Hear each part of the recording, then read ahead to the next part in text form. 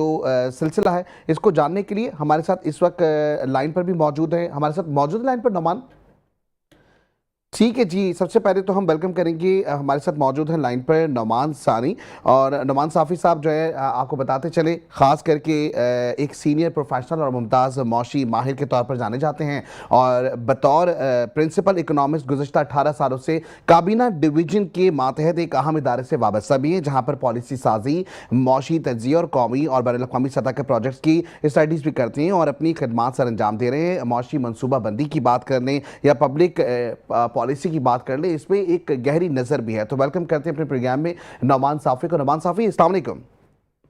जी वालेकुम सलाम। मुख्तार, आप खैरियत से हैं? जी अल्हम्दुलिल्लाह। नोमान साफ़ी, क्या कहेंगे? अभी तक हम ये देख रहे हैं कि जी एक जानिब मौशी अशारिये तो हमें दुरुस्त में नज़र आ रहे हैं जब से ये हमने देखा कि जी जंगबंदी के मामला सामने आए, लेकिन अब भी जो है वो बताया जा रहा है, जो अहम ज़राए हैं जिनसे हमें इत्तलात मौसूल हुई कि जी अब ईरान भी और इसके साथ साथ दूसरी जानिब जो अमरीका है, दोनों ही वफ्त के हमरा पाकिस्तान आमद होने वाली है। क्या समझते हैं आप, अगर ये दूसरा जो अहम हम देखेंगे जी कैपिटल टॉक है, क्या इसका बेनिफिट होगा पाकिस्तान पे? मौशी तौर पे क्या असरात नजर आ रहे हैं आपको?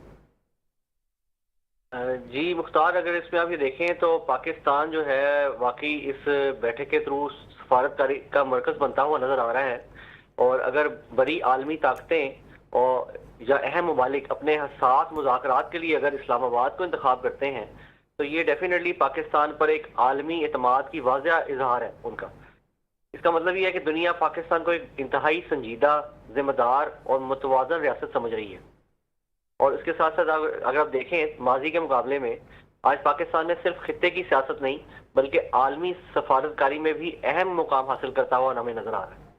तो ये डेफिनेटली एक हमारी खारजा पॉलिसी और एक इस्तेहकाम, जो डिपार्टमेंटल इस्तेहकाम होता है और इकोनॉमी का जो इस्तेहकाम है, उसकी क़यादत और उसकी कामयाबी का एक हिकमत अमली का बेशक एक नतीजा नजर आता है कि वाकई पाकिस्तान ने अपनी आलमी सफारतकारी को हासिल कर ली है कामयाबी के साथ। ठीक है, दूसरी जानब ये भी बताएगा कि खास करके अब कामयाबी की बात आ रही है, तो ये कामयाबी का जो क्रेडिट है हम किसको दे सकते हैं? क्या जो हालिया हुकूमत है और इसके साथ साथ जो फील्ड मार्शल सैयद आसिम मुनीर जो बेहतर काम करते दिखाई दे रहे हैं, जहाँ हमने गुज़श्ता रोज़ भी देखा कि खास करके जो डोनाल्ड ट्रंप है उनकी ज़ुबान पे भी अब हर वक्त जो एक अल्फाज है वो यही है कि जी आसिम मुनीर साहब जो हैं वो उनकी फहरिस्त में पहले नंबर पर आते हैं। दूसरी जानब हमने देखा कि जी भारतीय मीडिया जो कि हमेशा जो है वो फालतू बकवास करता हुआ दिखाई देता था, और वो भी अभी कहते हुए दिखाई दे रहे हैं कि जी डोनाल्ड ट्रंप जो है वो मशवरा अगर लेना चाहते हैं तो फील्ड मार्शल सैयद आसिम मुनीर से मशवरा लेते हैं। नहीं, बिल्कुल आप ठीक फरमा रहे हैं, उसमें डेफिनेटली ये बात ठीक है। अगर ये कामयाबी अगर देखी जाए तो बहैसियत पूरी कौम और रियासती अदारों की एक मुश्तरका कोशिशों का नतीजा है।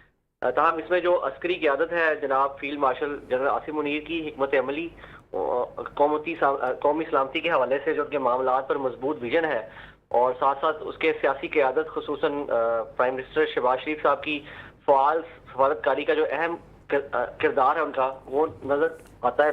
डेफिनेटली उसमें नजर आता है कि उन्होंने बिल्कुल एक अहम किरदार अदा किया है। और जब अस्करी और बेसिकली सियासी क़यादत जो है वो साथ साथ ज्वाइंटली एक ही पेज पर हों, तो उसका एक नजर आता है कि पाकिस्तान आलमी सतह पर ज्यादा मजबूत अंदाज में सामने उभर कर आया है। और यही हम आहंगी जो है आज पाकिस्तान की मुस्बत इमेज की भी बुनियाद बारी है, जिसकी वजह से जो दुश्मन ताकतें भी हैं, दुश्मन अनासर भी हैं, वो भी तारीफ करने पर मजबूर हो गए। ठीक है। अच्छा, दूसरी जानिब एक और चीज़, जिस तरह हम बात करें मौशी फ़ायदे की, एक तो हमें ज़रूर इलाबरेट कीजिएगा कि अगर ये मुज़ाकरात कामयाब हो जाते हैं तो पाकिस्तान को किस तरह मौशी फ़ायदा होगा, लेकिन इसके साथ दीगर और क्या फ़वाइद हैं? सिफारती सतह पर देखें, खारजा पॉलिसी की हम बात करें तो क्या यहाँ से भी हमारे राबते जो हैं और मजबूत होते चले जाएंगे? जी मुख्तार, इसमें बेसिकली ये देखें ना कि अगर पाकिस्तान जो है अगर अमन मुज़ाकरात में कामयाब मेज़बान साबित होता है, तो सबसे पहले आलमी सरमायाकारों का एतमाद जो है वो पाकिस्तान पे बढ़ जाएगा।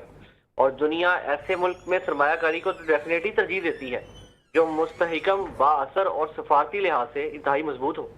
तो पाकिस्तान उस नजर आ रहा है कि हर लिहाज से मजबूती अपनी साबित कर रहा है, और इससे पाकिस्तान में जो बैरूनी सरमायाकारी है, तजारती मौके भी साथ साथ और इक्तिसादी तावन में बहुत काफी कदर इजाफा हो सकता है इससे। अच्छा, एक चीज जी नोमान, मैं एक चीज़ ये पूछना चाहूँगा, जिस तरीके से आपने कहा कि कामयाब मुज़ाकरात होंगे तो पाकिस्तान का एक नाम हमें नजर आएगा।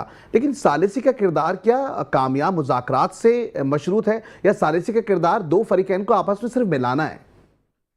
देखिए, जो सबसे पहले मिलाने का स्टेप था ना, वो बहुत अहम था। उसके बगैर तो ये इसका मुमकिन मतलब ही नहीं था पाकिस्तान कि कामयाब हो मुज़ाकरात गया ना है? हो। जी बिल्कुल, डेफिनेटली, बिल्कुल, इसमें कोई शक नहीं।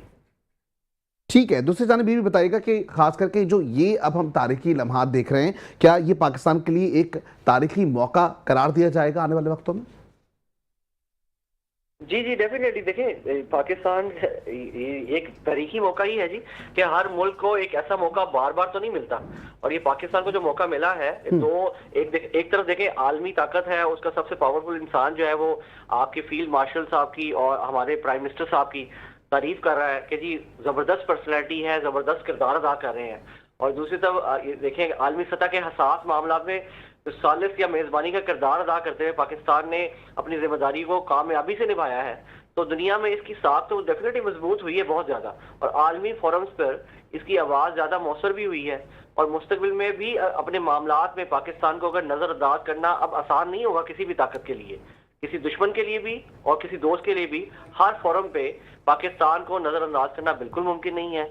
ये डेफिनेटली एक नई सफारती कामयाबी है, और सफारती शिनाख्त कह सकते हैं इसको। इनफैक्ट ये बिल्कुल एक पाकिस्तान ने अचीव की है, अल्हम्दुलिल्लाह। ठीक है, खारजा पॉलिसी की अगर हम बात करें तो आपको क्या लगता है जो सालिसी का किरदार अदा हम कर रहे हैं, इससे खारजा पॉलिसी पे कितना असर होगा? देखिए, यकीनन अगर आलमी कुव्वतें पाकिस्तान की सरजमीन पर बैठकर बातचीत करती हैं, तो ये एक खारजा पॉलिसी की ही बड़ी कामयाबी है। और ये डेफिनेटली इसका मतलब ये है कि पाकिस्तान ने अपने तवाजुन के साथ और तबाद और राब्ते की सियासत को कामयाबी से आगे बढ़ाया है। और ये इस बात का भी सबूत है कि पाकिस्तान सिर्फ रद्देमल देने वाला मुल्क नहीं है, बल्कि हल पेश करने वाला भी मुल्क है, सालिसी का किरदार अदा करने वाला भी मुल्क है। तमाम दुनिया के मामलात में खुद जाती तौर पे इंटरफेयर करके उनको सॉल्व करने के लिए भी अपनी ऑप्शंस देता है, और अपना फोरम भी देता है, जिस तरह इस्लामाबाद टॉक्स में आपने देख रहे हैं गाहे बगाए आपको नजर आ रहे हैं। ठीक, अच्छा अब हम बात कर लेते हैं थोड़ी सी खास करके आबनाए हुर्मस के हवाले से, जहाँ हमने देखा कि एक जानिब जो है वो आबनाए हुर्मस खोल दिया गया, फिर दूसरी जानिब हमने देखा कि जी अमेरिका की जानिब से नाकाबंदी कर दी गई। ऐसे में हमने देखा कि जी ईरान का एक जहाज़ जो है वो भी उन्होंने अपनी कस्टडी में ले लिया है। लेकिन ऐसा नहीं लगता कि इस तरह की जंग के जो मामला होंगे, एक तरफ से हामी एक तरफ से नामी हमें दिखाई देती है, तो फिर ऐसे मौके के ऊपर हम इसको अगर देखें तो टाइम गेन करने वाले मामला नहीं है कि ऐसे टाइम गेन करने के बाद हम अपनी कोई चीज़ें जो है वो आगे बढ़ा सकें? देखिए मुमताज, ये बेसिकली देखिए दो दुश्मन इस टाइम बैठ के आपस में एक सालिसी का किरदार अदा करने के लिए पाकिस्तान स्टेप ले रहा है ना, तो आपस में फौरी तौर पे तो वो एग्री नहीं कर सकते ना। तो उन्होंने अपने थोड़े थोड़े जज्बाती टैक्टिक्स भी दिखाने हैं, और उसके बाद सोल्यूशन की तरफ आना है। तो डेफिनेटली नतीजा तो सुलह और सोल्यूशन के साथ ही होना है, और वो पाकिस्तान की भरपूर उसमें एफर्ट्स हैं।